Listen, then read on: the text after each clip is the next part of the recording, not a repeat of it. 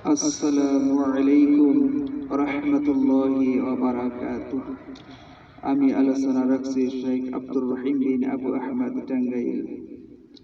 আজকে 136তম আলোচনা। আজকের আলোচনার বিষয় হলো মানুষের মধ্যে সেই সবচেয়ে নিকৃষ্ট ব্যক্তি যে দুমুখী আচরণ করে, আর আরেকটি হলো সমস্ত মানুষ কুরাইশদের অনুগত থাকবে। নেতৃত্বে এবং খেলাফতের প্রশ্নে সকল মানুষ কুরাইশদের অনুগত থাকবে। এই দুইটি বিষয়ে দুইটি হাদিস আজকে আলোচনা হবে। হাদিস হলো সহিহুল বুখারী আরবি প্রথম খণ্ড 496 পৃষ্ঠা, কিতাবুল মানাকিব, বাব কাউলিল্লাহি তাআলা আউযু বিল্লাহি মিনাশ শাইতানির রাজীম ইয়া আইয়ুহান নাসু ইন্না খালাকনাকুম মিন যাকারিন ওয়া উনসা। যথাক্রমে সহিহুল বুখারী আরবি বাংলা তাওহীদ পাবলিকেশনস হাদিস নাম্বার 3494, 3495 নাম্বার। ইন্নাল হামদুলিল্লাহি ওয়াহদাহু ওয়াসসালাতু ওয়াসসালামু আলা মান লা নাবিয়্যা বা'দাহু আম্মা বা'দ।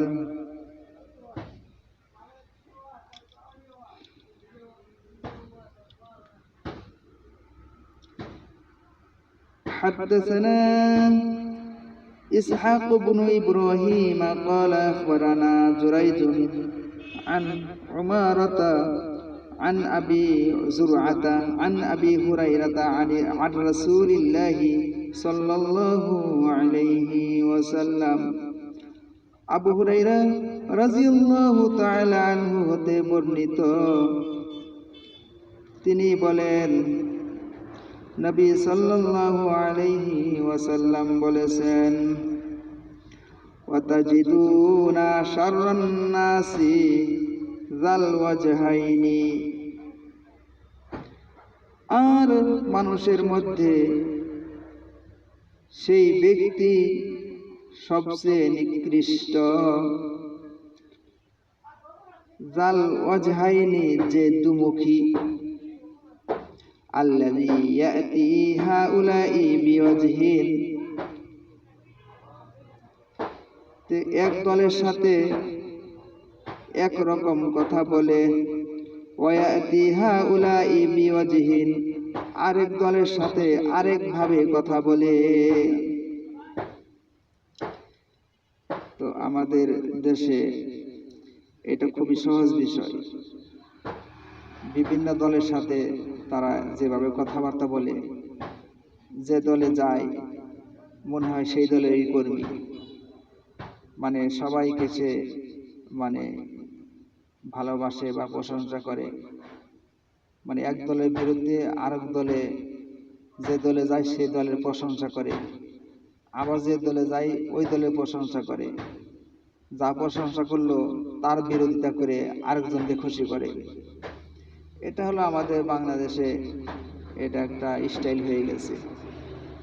তাদের কোনো ধর্মকর্ম নাই, হালাল হারাম নাই, তারা এরকম চ্যামচাগিরি করে পকেটে কিছু টাকা আসলেই হইল। তো এইটাই জন্য আল্লাহ তাআলা আমাদেরকে নবী সাল্লাল্লাহু আলাইহি সাল্লামের মাধ্যমে জানিয়ে দিয়েছেন হাদিসের কথা, যেটা শাররুন নাসি, মানুষের মধ্যে নিকৃষ্ট, জাল ওয়াজহাইনি যে ব্যক্তি দ্বিমুখী,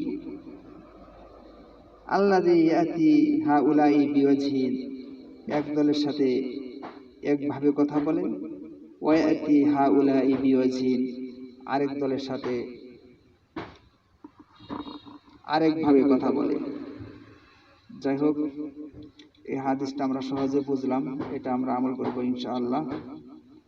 তো শত্রু যাই হোক লোকেরা পছন্দ করুক আর না করুক, আমার যেটা এই নীতি আদর্শ ভালো লাগে আমি সেটাই বলবো।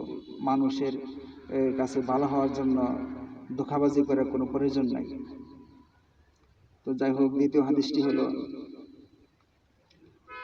حدثنا قتيبة بن سعيد قال حدثنا المغيرة عن أبي الزناد عن الأعرج عن أبي هريرة أن النبي صلى الله عليه وسلم قال الناس আবু হুরায়রা রাদিয়াল্লাহু তাআলা আনহু হতে বর্ণিত, তিনি বলেন নবী সাল্লাল্লাহু আলাইহি ওয়াসাল্লাম বলেছেন, قال الناس تبع لقريش في هذا الشأن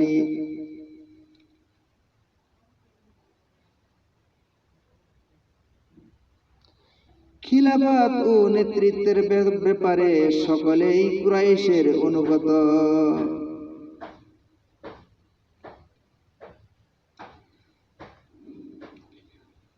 মুসলিমুহুম তাবাউল লিমুসলিমিন,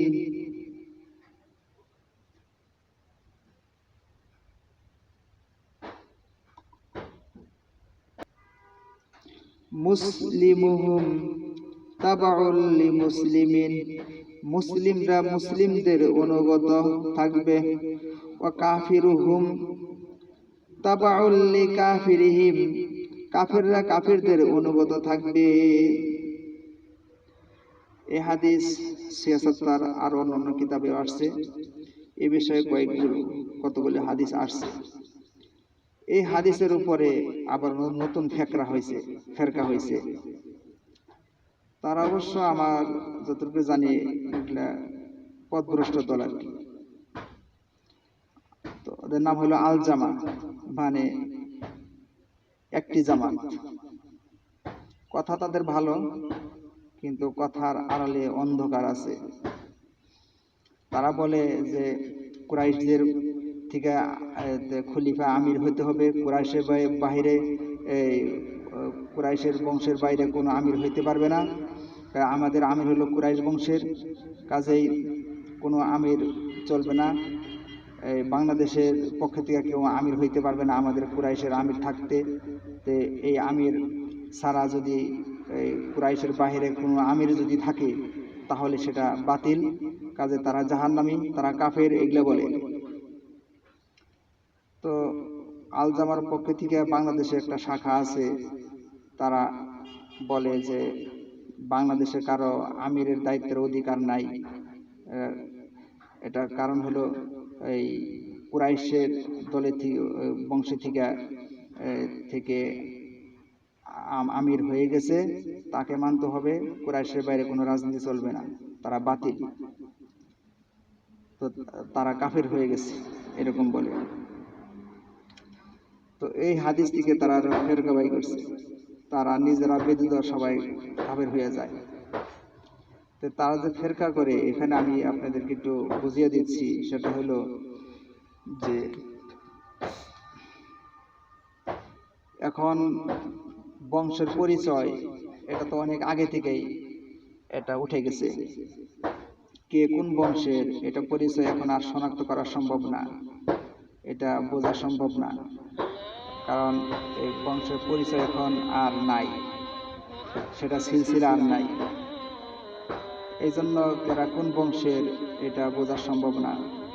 যদি কেউ মনে করে যে আমাদের হিসাব আছে, নবী সাল্লাল্লাহু আলাইহি সাল্লাম পর্যন্ত কুরাইশ বংশের হিসাব আমাদের কাছে আছে, তো এরকম যদি তারা বলে, এখন নবী সাল্লাল্লাহু আলাইহি সাল্লামের পরেও তো এই আলী রাদিয়াল্লাহু তাআলা আনহুর বিরুদ্ধে এই আবু সুফিয়ানের ছেলে মুয়াবিয়া রাদিয়াল্লাহু তাআলা আনহু এই বিদ্রোহ ঘোষণা করেছিল সিরিয়াতে, তো তাকে অমান্য করা হলো। আচ্ছা, এখানে কুরাইশের নেতা হলে হবে? কুরাইশের থেকে 10 জন লোক আমির দাবি করলো একসাথে, তাহলে কি 10 জনই ঠিক হয়ে যাবে? হাদিসে আসছে এগুলা ইসলামী খেলাফতের যে খলিফা থাকবে, ওনার বিরুদ্ধে যদি কেউ বিদ্রোহ করে তাহলে তাদেরকে হত্যা করতে হবে বিশৃঙ্খলার জন্য। তো মুসলিম, ইসলামের সমস্ত মুসলিম হলো একটি মুসলিম, এনে কোনো প্রতিপক্ষ নাই। বা যে খেলাফতের যে খলিফা হবে ওনার আছে সংশোধন, ওনাকে মাইনাস করা যাবে না, ওনাকে বাদ দেওয়া যাবে না। উনি যতদিন বেঁচে আছেন উনি এই খেলাফতের দায়িত্ব পালন করবেন। কাজে ওনার যে কোনো ভুল থাকে সংশোধন করতে হবে, ওনাকে বাদ দেওয়া যাবে না। কারণ ইসলামের মধ্যে কোনো দলাদলি নাই, কোনো প্রতিপক্ষ নাই, কোনো শত্রু নাই। ইহুদি খ্রিস্টানরা এরা এগুলা করে, তাদের মন মতো না হইলে হবে না, তাদের মন মতো হইলে হবে। এই জন্য 4-5 বছর পর করে ইলেকশনের মাধ্যমে ইহুদি খ্রিস্টানরা এগুলো একটা চালাকি করে এগুলো করে। কিন্তু ইসলামের মধ্যে এরকম নাই, যে নেতা ইসলামের জন্য সে মৃত্যু আগ পর্যন্ত থাকবে এবং তাকে বাদ দেওয়ার কোনো দলিল নাই। দলিল আছে তাকে সংশোধন করার জন্য। যদি কুফরি শিরকি ঢুকে যায় তাহলে ইসলামের আইনে এটা বাদ হয়ে যাবে, কারণ ইসলামের সাথে কুফর শিরকের সাথে কোনো সম্পর্ক নাই। তো আল জামা এরা এগুলা মিথ্যা বলে, তাদের কোনো ইসলামিক শাসন ব্যবস্থা নাই। ইসলামিক শাসন ব্যবস্থা না থাকলে তো তারা খলিফা কেন, একটা জামাতের আমির হওয়ার যোগ্য থাকে না। কারণ কাফের, যাদেরকে কাফের মুশরিক মনে করবে, যাদের আইনে চলবে, আবার নিজেরা আবার পরিপূর্ণ ইসলামের নেতা দাবি করবে, এগুলো হলো মুনাফিকি। যাই হোক, এরকম অনেক পথভ্রষ্ট দল আছে যে তারা বিভিন্নভাবে এরকম তাকফির করে, অন্যদেরকে কাফির বলে। নিজেরাই ইসলামের আইন বাস্তবায়ন প্রতিষ্ঠা করে নাই, ইসলামের আইনের কাফেরদের আইন তারা মেনে চলে, আবার অন্যদেরকে কাফির বলে। এগুলো আসলে ধোঁকাবাজি, ইহুদি খ্রিস্টানদের অর্থে চলে, যেগুলো তথ্য নিলে পাওয়া যায় আর কি। যাই হোক, আল্লাহ তাআলা আমাদেরকে কোরআন সুন্নাহ মোতাবেক চলার জন্য তৌফিক দান করুন। আমরা সকলে বলি আল্লাহুম্মা আমিন। তাই এখানে হাদিসটি অনেকে ভুল বুঝে বা ভুল ব্যাখ্যা দিয়ে মানুষদেরকে বিভ্রান্ত করে। তাই আপনাদেরকে বলতে চাই যে আবু হুরায়রা রাদিয়াল্লাহু তাআলা আনহু হতে বর্ণিত, তিনি বলেন যে নবী সাল্লাল্লাহু আলাইহি সাল্লাম বলেছেন যে ক্বালান নাসু তাবাউল লিকুরাইশিন, খলিফা এবং নেতৃত্বের ব্যাপারে তাবাউ মানে অনুসরণ করবে, লিকুরাইশিন কুরাইশের অনুসরণ করবে। হাযা শাআনি, যে সকল মানুষ খলিফা এবং নেতৃত্বের বিষয়ে কুরাইশের অনুকরণ করবে, অনুসরণ করবে, কুরাইশের অনুগত থাকবে। তাবাউন মানে আনুগত্য করা, অনুসরণ করা।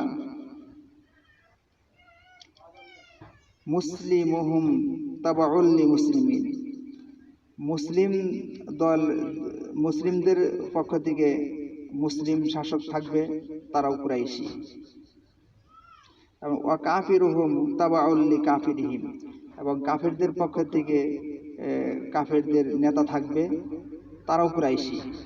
অর্থাৎ কুরাইশের মধ্যে কাফের মুসলিম আছে, কুরাইশদের পক্ষ থেকে এটা নেতৃত্ব হবে।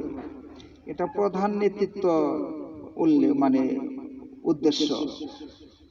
এরকম মসজিদের ইমাম, এরকম গ্রাম পর্যায়ে যে নেতৃত্ব, এটা শর্ত না।